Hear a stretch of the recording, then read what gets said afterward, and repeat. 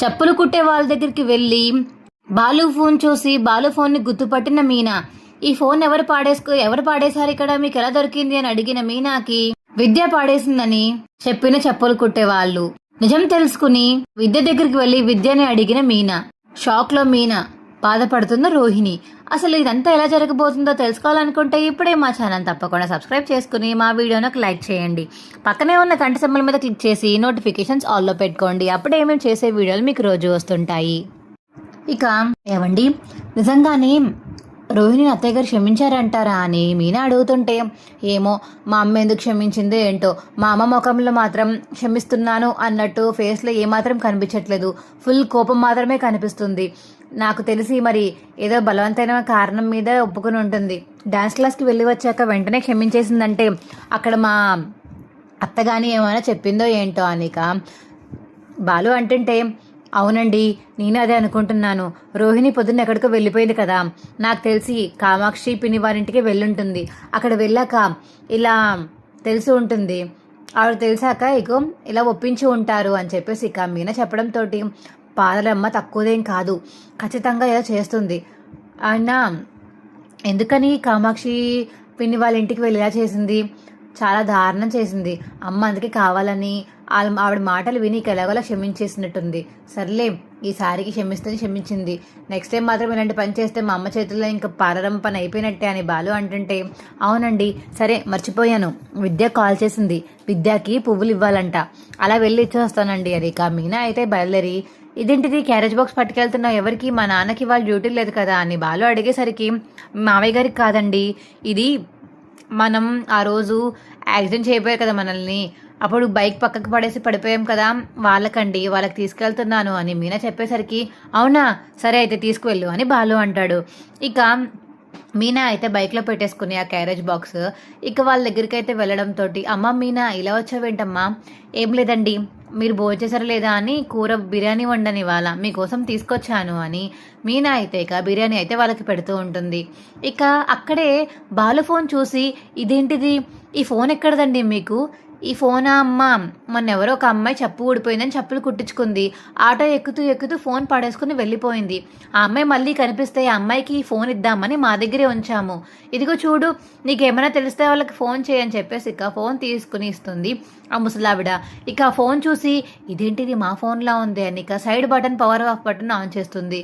ఇక profile book చూసి, ఇదేంటిది మా ఆయన ఫోన్, ఇది మా ఆయనదండి, అవునా ఇదిగోండి కావాలంటే మా ఇద్దరి ఫోటో ఉంది అని మీనా చూపించడంతో, అంటే ఈ అమ్మాయి దొంగతనం చేసింది ఏంటి మీ ఆయన దగ్గర నుంచి, అమ్మాయి అంటున్నారు, ఎలా ఉంటుందండి, పొడుగు జడు ఉంటుంది, బాగా మాట్లాడుతుంది, ఎవరితోనో ఫోన్లో మాట్లాడుతూ వెళ్ళిపోయింది, చాలా మంచి పిల్ల, కానీ ఇలా దొంగతనాలు చేస్తుందని మాత్రం అనుకోలేదు అనిక ఆ ముసలోళ్ళు చెప్పడంతో, సరే ఇంకేమన్నా గుర్తుపడతారా ఆ అమ్మాయిని, ఆనవాళ్ళు ఏమన్నా ఉన్నాయా అని ఇక వాళ్ళని అడగడంతో మీనా అయితే, లేదు ఇక ఏమీ లేవని అనుకుంటున్నాను,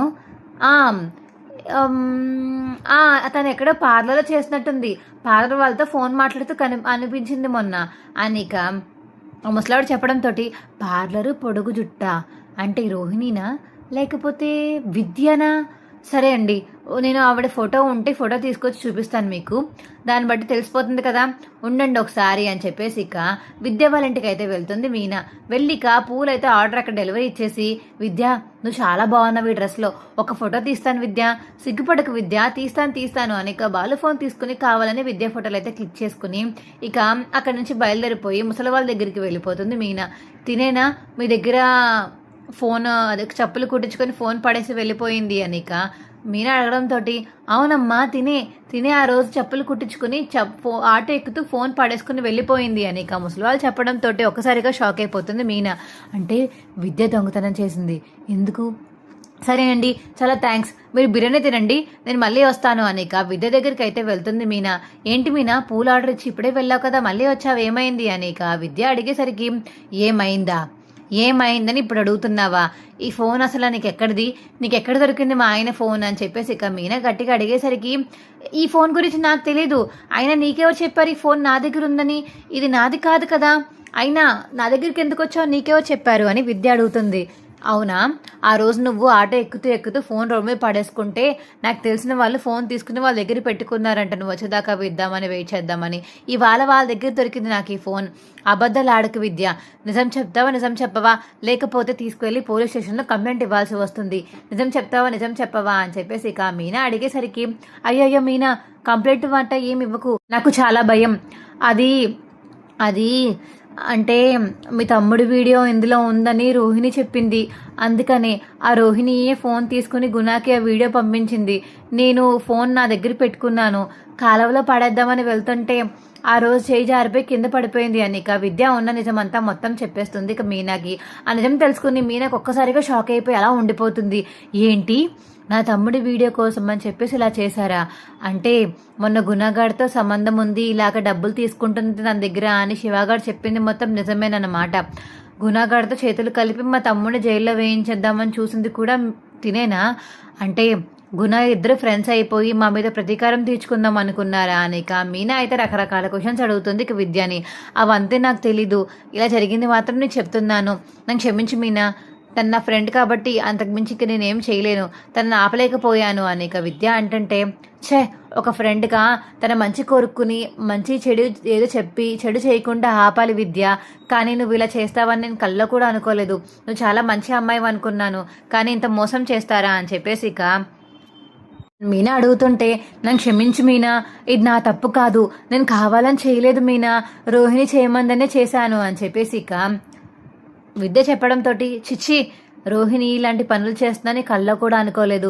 ఆ 40 లక్షల విషయంలోనే ఏదో తెలియక పొరపాటు చేసింది అనుకున్నాను.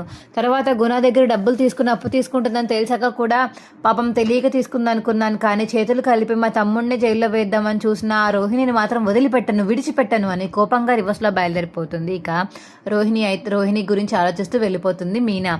అయ్యయ్యో నిజం చెప్పేశాను, ఇప్పుడు రోహిణి పరిస్థితి ఏంటో అని ఇక రోహిణికి ఫోన్ చేసి హలో రోహిణి ఎక్కడికైనా పారిపోవే, మీనా చాలా కోపంగా వచ్చేస్తుంది నీ దగ్గరికి అని ఇక విద్య అంటుంటే నేనెందుకు పారిపోవాలి, ఏం చెప్పావు నువ్వు?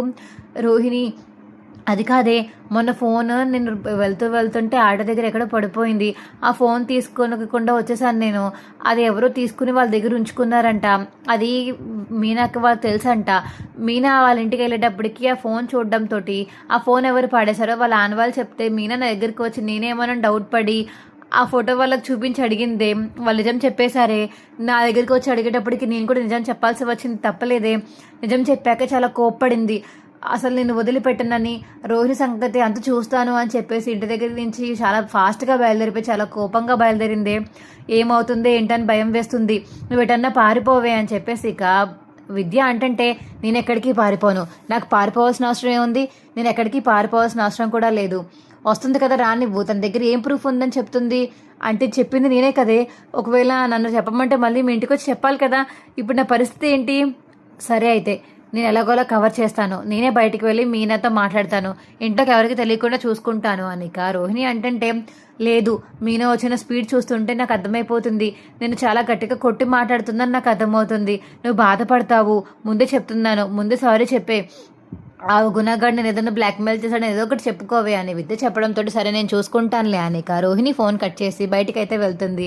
మీనా రావడంతో మీనా ఒకసారి పక్కకు రా, నేను రాను, అందరి ముందు నీ అంత తేల్చాల్సిందే అని ఇక మీనా గట్టిగా అరుస్తుంటే ఒకసారి రా, నేను చెప్పేది విన్నాక నువ్వే కూల్ అవుతావు అని ఇక రోహిణి అయితే పక్కకు తీసుకువెళ్తుంది మీనాని. ఆ గుణగాడి దగ్గర డబ్బులు తీసుకున్నాను, నేను తిరిగి ఇవ్వలేకపోయాను మీనా, అందుకని ఆ వీడియో కావాలని చాలా బ్లాక్మెయిల్ చేశాడు, లేకపోతే డబ్బులు కట్టమన్నాడు, అందుకని ఇంకేం చేయాలో తెలియక బాలు వీడియో ఇచ్చేసి అప్పు ఇక వద్దన్నాడు, అలా జరిగింది మీనా, నాకు క్షమించి మీనా అని చెప్పేసి ఇక రోహిణి చెప్పడంతో చచ్చే అసలు బుద్ధి లేదా రోహిణి నీకు? ఒక్క డబ్బుల కోసం ఒక ప్రాణాన్ని ఒక జీవితాన్ని ఇలా పనంగా పెడతావా? నీ జీవితాన్ని నువ్వు పెట్టుకున్నావంటే అర్థం ఉంది, కానీ నా తమ్ముడు జీవితాన్ని నాశనం చేద్దామని చూసావు కదా, అక్కడ నాకు చాలా కోపం వచ్చింది.